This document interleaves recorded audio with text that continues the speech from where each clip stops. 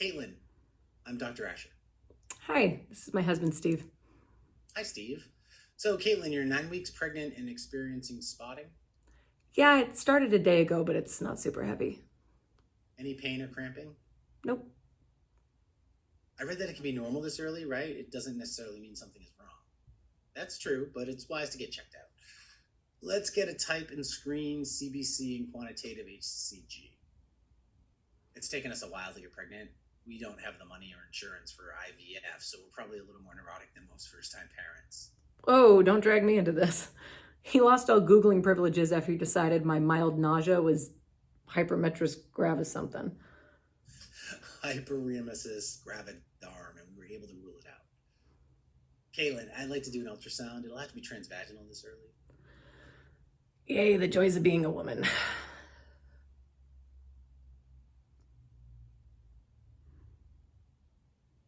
What? What is it?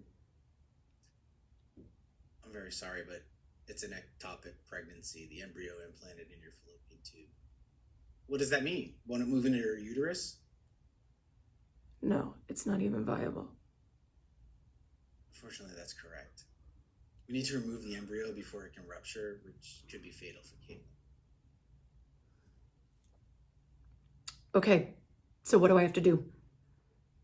We have two options. The first is a chemo drug called methotrexate. It stops cells from rapidly dividing and ends the pregnancy.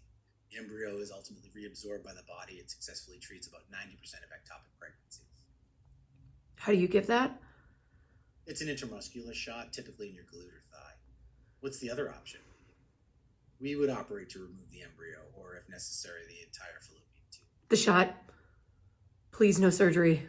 We're hourly workers at a bookstore. We don't get sick days. I understand. Just need to run some labs and we'll go from there, okay? Try and rest. I don't understand. I thought you said most people do the drug option. Unfortunately, your liver function tests are a little elevated, so you aren't a candidate for methotrexate. Is there something you can do so that I can get the shot? I can't do a big surgery. That would put me out of work for weeks.